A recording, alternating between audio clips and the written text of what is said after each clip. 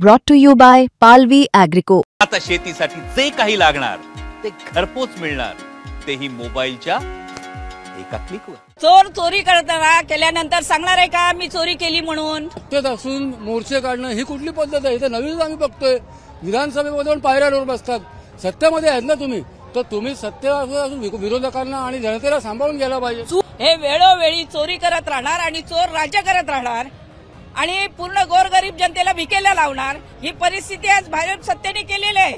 बरोबर, भाजपाचा मूक मोर्चा आहे, मूक मोर्चा आहे त्यांनी केलेला आहे। आम्ही एवढंच सांगू इच्छितो त्यांना, ते लोक जर का मूक राहिले तर या देशाचा भलं होईल। त्यांनी कायम मूक राहावं हीच आज आमची मागणी आहे। का मूक राहायला पाहिजे? काय असं ते करतात की त्यांनी मूक राहण्याची मागणी करतात? अहो, पण सत्तेत असून मोर्चे काढणं ही कुठली पद्धत आहे? इथे नवीनच आम्ही बघतोय, विधानसभेमध्ये पण पायऱ्यावर बसतात। सत्तेमध्ये आहेत ना तुम्ही, तर तुम्ही सत्तेवर असून विरोधकांना आणि जनतेला सांभाळून घ्यायला पाहिजे। चूक होत असेल सरकारमध्ये तर सत्तेतल्या आमदारांनी सुद्धा विरोध करण्याचा, निषेध करण्याचा अधिकार आहे। आम्हाला जॉईन व्हा ना, आम्ही कुठे नाही बोलतोय। आम्ही ज्या गोष्टीसाठी लढतोय ती सगळ्यांसाठी आहे ना, की फक्त आमच्यासाठी आहे, भाजपासाठी नाहीये। हे सगळं भाजपा करते आणि निवडणूक आयोगाला सपोर्ट करण्यासाठी ते लोक मूक मोर्चाचं आयोजन करीत आहेत। सर, तुम्ही मीरा भाईंदरमधून आलात असं म्हटलं, तुमचं नाव काय? मनोज मयेकर माझं नाव आहे, मी जिल्हा समन्वयक आहे मीरा भाईंदरचं। तर त्यांनी एक महत्वाचा मुद्दा सांगितला की मूक मोर्चा काढण्याच्या ऐवजी भाजपनं इथं सहभागी व्हायला हवं। सत्ताधारी म्हणून ते मोर्चा काढतायत खरं, पण त्यांनी मूकच राहायला हवं। मोर्चा कशाला काढतायत? जर त्यांना मोर्चा काढायचाच आहे तर त्यांनी इथं येऊन या मोर्चामध्ये सहभागी व्हायला हवं। मला वाटतं की मागच्या अनेक दिवसांपासून अशाच पद्धतीची प्रतिक्रिया ही नेते सुद्धा देत आहेत। कुठून आलेला आहात? तुमची मागणी काय? मतदार म्हणून आहात की कार्यकर्ता पदाधिकारी म्हणून या मोर्चामध्ये सहभागी झाला? मी मतदार म्हणून पण आहे आणि कार्यकर्ता जिल्हा संघटक नीलम नवन मीरा भाईंदर। हे मूक मोर्चा जे काढतायत ना, ते मूक मोर्चाच काढणार, कारण त्याच्याकडे बोलायला पर्यायच नाही। चोर चोरी करताना केल्यानंतर सांगणार आहे का मी चोरी केली म्हणून? त्यामुळे त्यांच्याकडे दुसरा पर्यायच नाही, त्यामुळे ते मूक मोर्चा काढतात। मोर्चा काढायचा संबंध एक तो येत नाही, कारण का महाराष्ट्र निवडणूक आयोग किंवा भारताचा जो असेल त्यांची सत्ता, केंद्रात पण ती त्यांचीच सत्ता आहे, महाराष्ट्रात पण त्यांचीच सत्ता आहे, ते चालवणार, तसं निवडणूक आयोग चालतोय।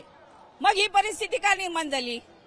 ते विरोधकांना पण एवढं करायची गरज नव्हती। जर खरोखर त्यांना मोर्चा या विषयावर काढायचा होता ना, तर त्यांना या गोष्टीची कळकळ जर आली असेल ना, तर त्यांनी डायरेक्ट निवडणूक आयोगाकडनं त्याची दुरुस्ती केली असती। त्यांना मोर्चा काढायची गरज नव्हती किंवा आम्हाला विरोधकांना देखील मोर्चा काढायची गरज नव्हती। हे वेळोवेळी चोरी करत राहणार आणि चोर राज्य करत राहणार आणि पूर्ण गोरगरीब जनतेला भिकेला लावणार, ही परिस्थिती आज भाजप सत्तेने केलेली आहे।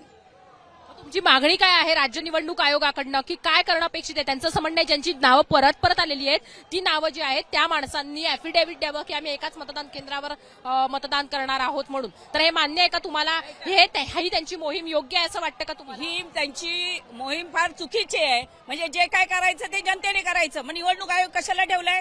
आमच्या मीरा भाईंदरच सांगते, 2011ला जनगणना झाली आहे, 2011 नंतर आता आहे 2025 पण संपत आलंय, जनगणना झाली नाहीये।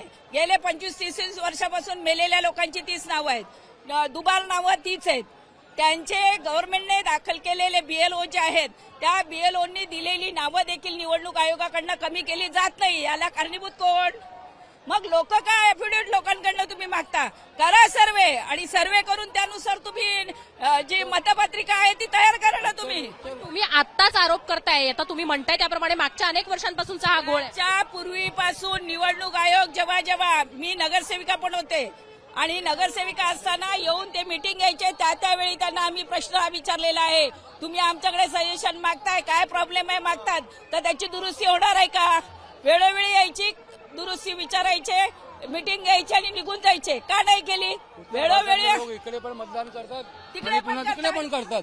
आज सगळ्यात जास्त जर का तुम्ही बघितलं, मीरा भाईंदरमध्ये उत्तर भारतीय, जैन, गुजराती, मारवाडी समाज मोठ्या प्रमाणात आहेत। त्या लोकांची गावाला पण मतदान आहे, इकडे मीरा भाईंदरमध्ये पण मतदान आहे। हे असं कसं चालेल? हे असं चालणार नाही, कारण त्यांना माहिती आहे कोण बघायला येत नाही। मग बीएलओ लिस्ट देऊन पण त्यांच्या बीएलओची सरळ आमच्याकडे हे केलेलं आहे, त्यांनी कबूल केलेलं आहे की आम्ही ते लिस्ट देऊन देखील ते कमी करत नाहीत, दुबार नावं पण आणि मेलेल्यांची नावं पण। मग कशाला बीएलओ नेमलेत? मग ही निवडणूक आयोगाची जबाबदारी नाही का?